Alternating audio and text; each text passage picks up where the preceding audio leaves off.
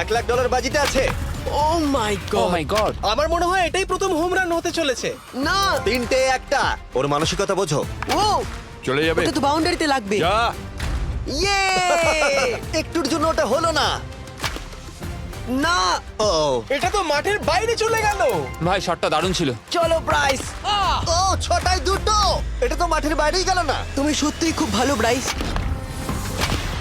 দাঁড়াও, এটা স্টেডিয়ামের বাইরে। ও। আমার মনে হয় ব্রাইজের জন্য আরো বড় স্টেডিয়াম করা উচিত ছিল। তুমি পারবে। ইয়েস! ও 8টায় 3টে। ও যদি Okay, তিনটেই করে? সেটা তোমার পক্ষে ভালো হবে।